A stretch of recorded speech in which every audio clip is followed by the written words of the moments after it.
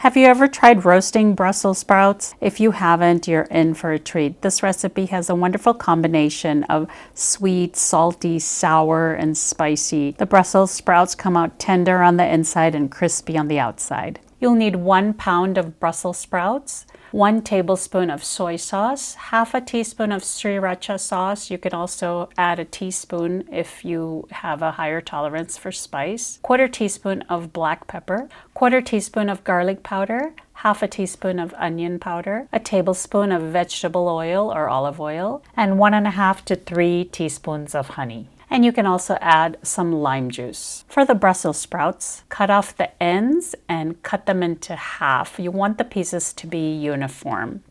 Stir together the soy sauce, sriracha sauce, onion powder, pepper, garlic powder, olive oil, honey, and you can also add a couple of teaspoons of lime juice if you like. Stir all the ingredients to make a smooth paste and coat the Brussels sprouts with the sauce. I'm going to oil the basket with a paper towel that's been soaked with some oil. You could also just spray some oil onto the basket. Add the Brussels sprouts to the basket and air fry for 14 minutes at 375 degrees Fahrenheit. Halfway through the cooking time, shake the basket or use a spatula to stir up the Brussels sprouts.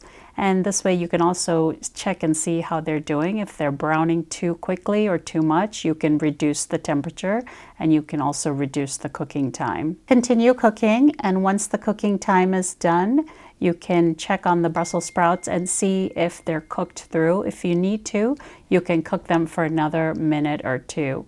This recipe makes a great side dish. Thank you so much for watching. I hope you enjoy the recipe, and I'll see you next time.